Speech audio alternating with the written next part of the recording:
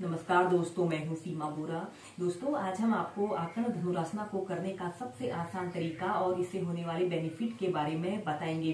दोस्तों, आकर्ण धनुरासना में आकर्ण का अर्थ होता है कान के समीप। इस आसन को करते समय हमारे शरीर की स्थिति इस प्रकार दिखाई देती है जैसे कोई धनुष की प्रत्यंचा को कान तक खींचकर लक्ष्य को भेदने की इच्छा रखता हो, इसलिए इसे आकर्ण धनुरासना कहते हैं। इसे करने से हमारे संपूर्ण शरीर में ब्लड सर्कुलेशन दुरुस्त रहता है और यह अभ्यास पुरानी कब्ज की समस्या को भी दूर करता है। आइए देखते हैं कि आकर्ण धनुरासना को सबसे आसान तरीके से कैसे प्रैक्टिस किया जाता है। दोस्तों, आकर्ण धनुरासन हमारे हाथ, पैरों और जोड़ों के दर्द को दूर करने वाला एक बेस्ट अभ्यास है। विद्यार्थियों और अधिक लेखन कार्य करने वाले लोगों ने इस आकर्ण धनुरासना को नियमित 2 से 5 मिनट प्रैक्टिस करना चाहिए। इस आकर्ण धनुरासना को करने के लिए सबसे पहले आपने ऐसे ही स्टाफ पोज की पोजीशन पर ऐसे बैठ जाते हैं। कमर गर्दन आपने अपनी बिल्कुल सीधी रखते हैं।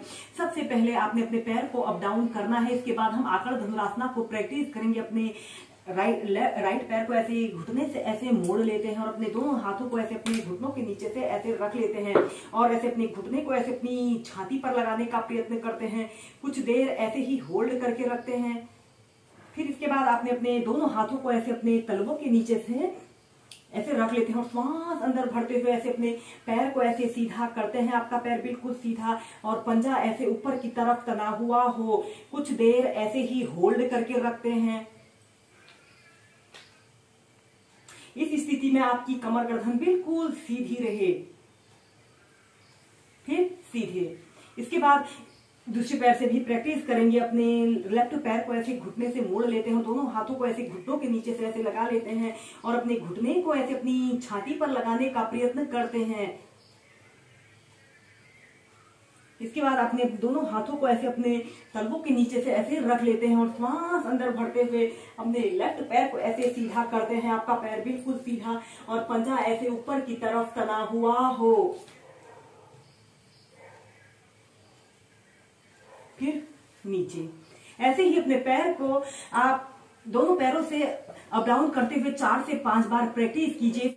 दोस्तों, आकर्ण धनुरासना को करने के लिए सबसे पहले आपने ऐसे ही स्टाफ पोज की पोजीशन पर ऐसे बैठ जाते हैं। कमर गर्दन आपने अपनी बिल्कुल सीधी रखते हैं और अपने लेफ्ट पैर को ऐसे घुटने से ऐसे मोड़ लेते हैं और अपने हाथ की 2 उंगलियों से अपने पैर के अंगूठे को ऐसे पकड़ लेते हैं और अपने राइट हाथ से अपने लेफ्ट पैर को के अंगूठे को ऐसे पकड़ लेते हैं और इसके बाद आपने अपने लेफ्ट पैर के अंगूठे को ऐसे अपने कान के समीप ऐसे लगाने की कोशिश करते हैं। अगर आप बिगनर हैं तो आप अपने राइट हाथ को ऐसे अपने लेफ्ट टखने के पास ऐसे रखते हुए ऐसे सपोर्ट देते हुए भी इस अभ्यास को प्रैक्टिस कर सकते हैं। अपने हाथ को ऐसे अपने थाइस के पास ऐसे रख लेते हैं और ऐसे सीधे देखते हैं। 30 सेकंड ऐसे ही होल्ड करके रखते हैं। दोस्तों, यह एक बहुत ही अच्छा हिप ओपनर अभ्यास है। यह अभ्यास हमारे पैरों के लचीलेपन और मजबूती के लिए एक बेस्ट स्ट्रेचिंग अभ्यास है। या फिर अपने हाथ से ऐसे अपने पैर के अंगूठे को ऐसे पकड़कर ऐसे सीधे देखते हैं। ऐसे कमर गर्दन बिल्कुल सीधी रखते हैं।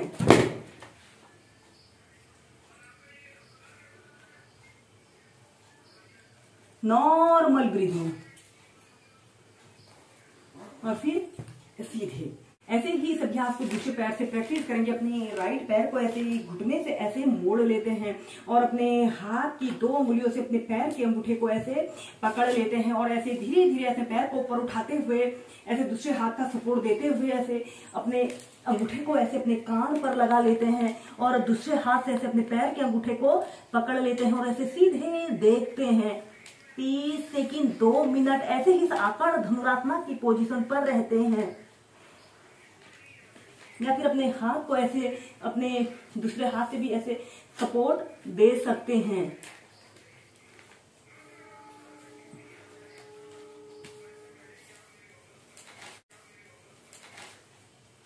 और फिर धीरे धीरे सीधे। ऐसे ही इस अभ्यास को आप लेफ्ट राइट पैर से 4 से 5 बार प्रैक्टिस कीजिए।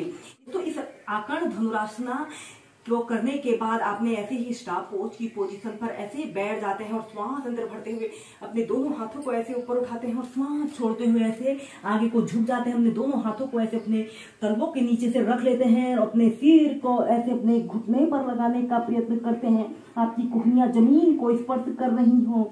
ऐसे ही 30 सेकंड 2 मिनट इस पश्चिमोत्तानासना की पोजीशन पर रहते हैं।